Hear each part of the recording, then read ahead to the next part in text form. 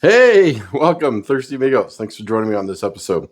On this episode, I'm going to continue like the last couple episodes. I'm still moving bottles from the last studio up to the new studio, and I keep coming across these older bottlings that are not made anymore. They're not in production. So these aren't made anymore. This we're talking about Tezón Tequila, Olmeca Tezón Tequila. So this is made by Olmeca. If you're probably familiar with Olmeca Altos tequila. I'll show a picture of the bottles that I have here, which I really love that tequila. It's one of my go-to for mixers. I try to buy the big 175s of the Blanco. It's not much more than the other stuff that's out there, but it's a really good tequila to sip on and to make cocktails with. But this one was like an elevated tequila back in the day. It's Tahona crushed. I'm pretty sure it's additive free. We're going to go with that. I don't think they put any additives in it, but it's a really good tasting tequila. And just like the other ones, we're gonna take a deep dive into look at the bottle since they're not in production anymore. But you can find these out there in the wild. They're still available in some places. So I think just recently they were discontinued in the last few years. So there's a lot of stock out there. I still see people online that run into them every now and then. But so if you see them, definitely grab them because they're gone, and it's a really good tequila. So, but just like the other ones, I do have one that's open. I have the Anejo. So we're going to taste this one.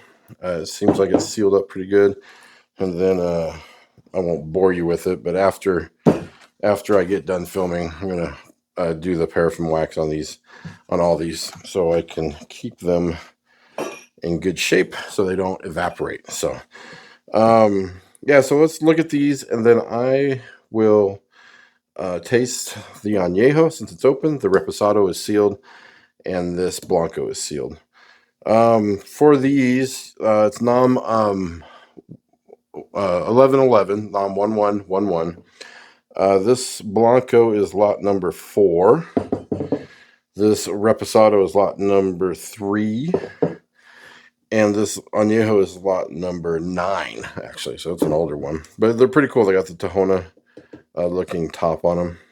We've seen that before. But it was a nice one. Yeah, it's nice. Natural cork, but these look really good. I haven't had any problem with evaporation. I think I have a couple more Blancos stashed somewhere. I haven't come across them yet. If I have one open, maybe I'll do a quick short on tasting it. But we'll taste the Añejo today. So let's get reset and take a look at these bottles, and then we'll come back and taste. All right, see you in a minute. Salute. Okay, we're back. So we are going to take a look at these old out of production Tezons. There is the bottles are pretty cool, but there's a difference between this one. I'm not sure why, but real quick, the Blanco and Añejo both have Olmeca above the Tezon logo, and then this Repo does not, and then the Repo is also a sticker. So for whatever reason, my Reposado has a sticker on it. Let me know if yours has the Olmeca Tezon printed on it and colored, but for some reason the Repo that I have is a sticker, which is interesting. So, all right, let's look at this. I'll go first. So on here, you can see it says Tezon, Olmeca Tezon, exclusively Tahona, handcrafted on there, tequila. And then here it says Blanco, 100% de agave. And then it's a 750 ml, 40% alcohol. These are 40% alcohol. And then NOM 11 and enjoy the makes. So the cool thing about these, though, they have these symbols on the side. Remember the Triada? Triada had the symbols on its thing. So does this one. So does Tezon. So on here, you're going to have water, the Tahona, fire, and the agave plant. So water, Tahona, fire, and agave plant. And you have that on both sides. And these are like metal plates that have been glued on here. So all of those have the same, all the bottles. That's what makes them unique. are these metal plates that are on the side of them. And then they all have this Tahona looking cap, and you can see this Blanco is number 146,830 is the number on it. And Destilera Colonial de Jalisco is where this one's made at. That's the distillery of NOM 1111. Not much else to show. There's not much on the bottom.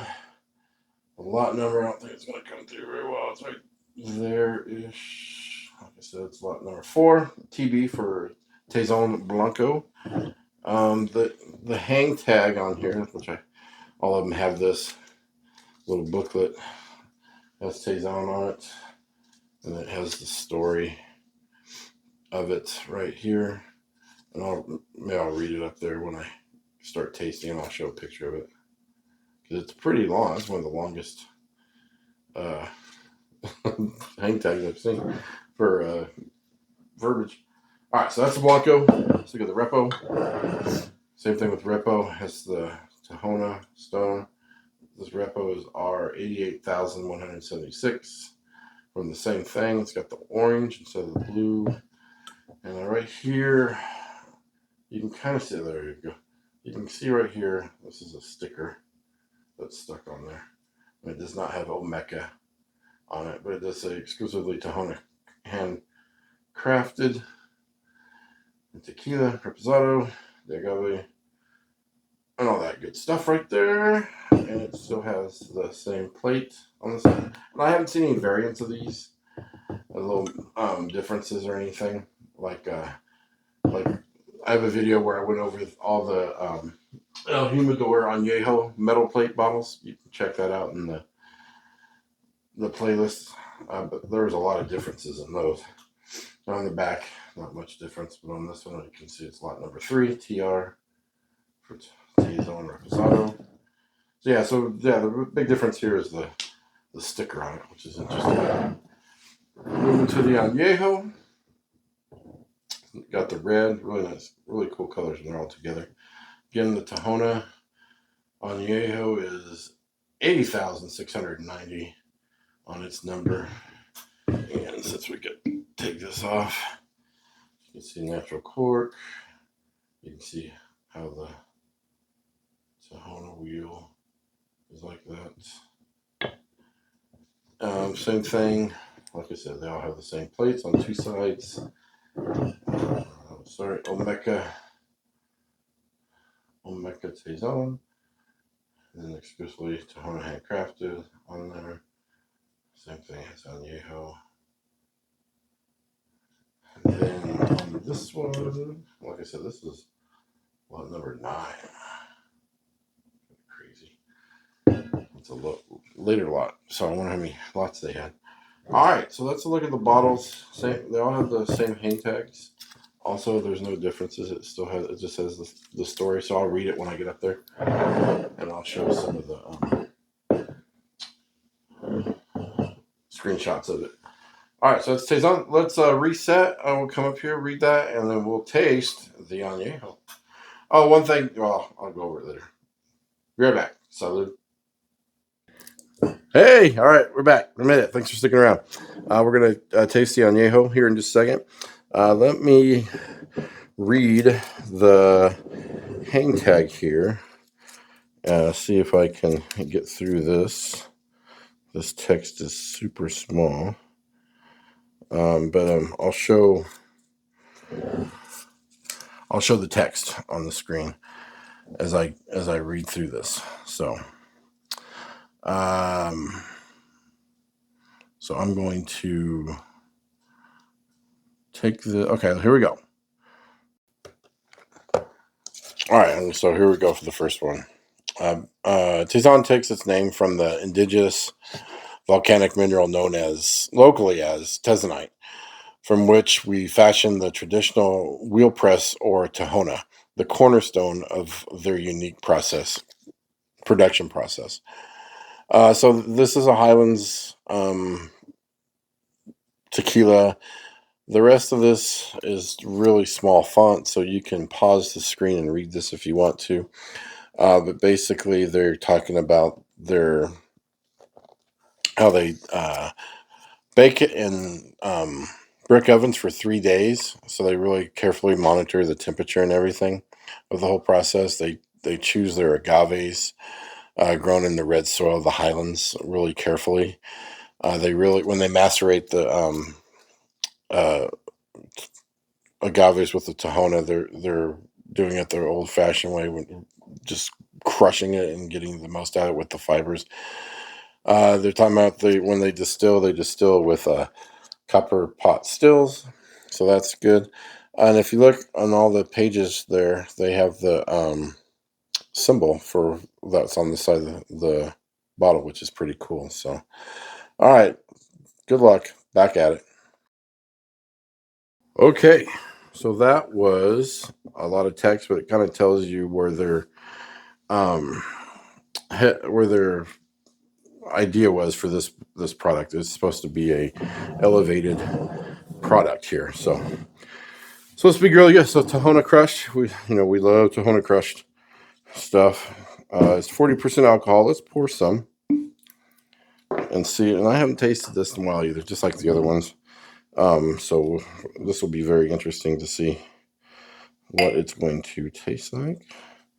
But the color is really beautiful as usual. Beautiful golden color, like there. Yeah, it's a nice looking añejo, not too dark. Just a little bit darker than the Repo, actually, as I'm looking at it. Let's nose this.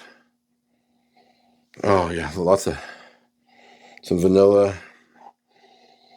I guess some agave on there, too. A little bit of sweetness of agave. There's still a little bit of alcohol burn, so that's an alcohol. That's encouraging, so when we taste it. Oh, yeah, some vanilla, a little bit of caramel, some of the barrel spice, the barrel influence is on there. I'm not sure how long it's aged. Not really heavy. It doesn't have that really strong. Like Triada was really barrel heavy. But it sounds like, yeah, nice, clean. I don't get anything off-putting or anything as far as artificial. It smells like an honest aged tequila. All right, let's dive in. If I find out how long it's aged, I'll put it down here below and try to research some more. All right, salud. Oh my gosh. Yeah. This has survived. Wow. Real buttery, creamy.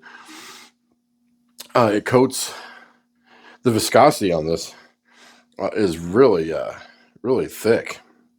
I like that. It coats the tongue really well, and it's full flavor. It's a flavor explosion. The finish lingers a little bit to a sweet caramel type of flavor, like a little hint of vanilla, like a burnt sugar, like a creme brulee. Maybe that's exactly what I describe on everything on the flavor.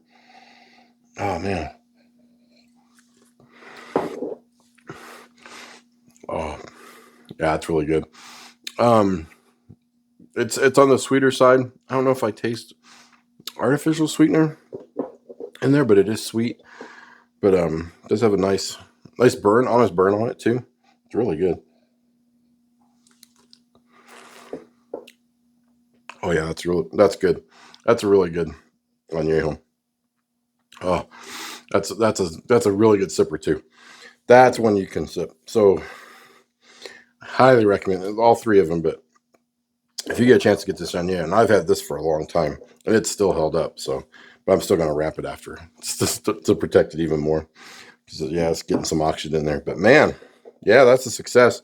Definitely. If you guys see these, grab them, all of them. Let me know if you've had the añejo or any of these before. I think I've had the Blanco. It's been a long time. I don't think I've ever had the Repo. I usually don't gravitate toward Repos too much, so, but I'm sure it's just as good. But this añejo it's delicious. I do like it. If I was going to rate it, I would give it. I'd get four sombreros for the flavor and everything. It's really good overall. Four sombreros is what I'm giving this. Yeah, it's really good. Ooh, tasty stuff. All right. Make sure you subscribe, like, and notification bell if you guys please. It really helps us out. And if you like this kind of type of content, it'll let you know when we put something out. I have been doing a lot more of these older bottle stuff lately, only because it's been convenient to get the bottles out here because they're more accessible while I'm moving them. But a lot of my collection, you can go look back down, and I think it's in the one of the playlists where the collection video, the old collection. Once we get everything up in this room, I'll do another collection video of how this room looks. This room is really nice. I like this room a lot. It's real inviting to sit here and drink tequila and mezcal and agave spirits. But a lot of my collection is out of production stuff. It's older bottles. I do have a lot of newer stuff up here, but there's a lot of stuff. There's a whole shelf over there that's just all out of production stuff. None of it's made anymore at all, or it's changed noms so far deep that you'll never find them. So that's what a lot of my collection is. So that's why every now and then I'll pull these out and we'll go over them, because there's a lot of people getting into tequila these days.